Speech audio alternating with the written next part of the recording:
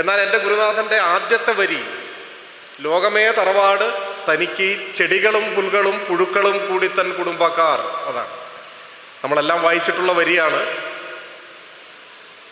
നാവ് കൊണ്ട് മാത്രമാണോ വായിച്ചിട്ടുള്ളതെന്ന് പറയാൻ കഴിയില്ല. ലോകമേ തറവാട് തനിക്ക് ചെടികളും പുൽകളും പുഴുക്കളും കൂടിത്താൻ കുടുംബക്കാർ, ത്യാഗമെന്നതേ നേട്ടം താഴ്മതാൻ അഭ്യുന്നതി യോഗവിത്തവം ജയിക്കുന്നതൻ ഗുരുനാഥൻ എന്നാണ് വള്ളത്തോൾ എഴുതുന്നത്.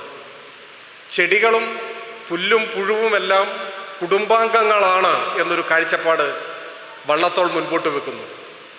ഗാന്ധിജിയെ ആദരിക്കുന്നതിൻ്റെ പശ്ചാത്തലമായാണ് എങ്കിലും അതൊരു മഹത്തായ ചിന്തയാണ്.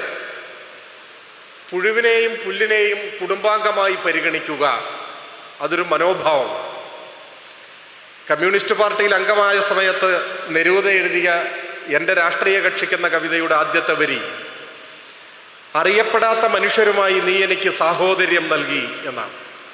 അപരിചിതരായ മനുഷ്യർ, ഈ ഭൂഗോളത്തിൽ പല ഭാഗങ്ങളിലായി ചിതറിക്കിടക്കുന്ന കോടാനുകോടി വരുന്ന മനുഷ്യർ, തീർത്തും അപരിചിതരായവർ, ഒരു വാക്കുപോലും ഉരിയാടിയിട്ടില്ലാത്തവർ, ജീവിതത്തിൽ ഒരിക്കലും കണ്ടിട്ടില്ലാത്തവർ, പക്ഷെ അവരെല്ലാം എൻ്റെ സ്വന്തം സഹോദരങ്ങളാണ് എന്ന മനോഭാവം എനിക്ക് പകർന്നു തന്നു എന്നാണ് കമ്മ്യൂണിസ്റ്റ് പാർട്ടി അംഗമായപ്പോൾ തന്നിലുണ്ടായ മാനസിക പരിവർത്തനത്തെക്കുറിച്ച് നെരൂദ എഴുതുന്നത്. വള്ളത്തോളും നെരൂദയും പറയുന്നത് ഏറെക്കുറെ ഒരേ കാര്യമാണ്.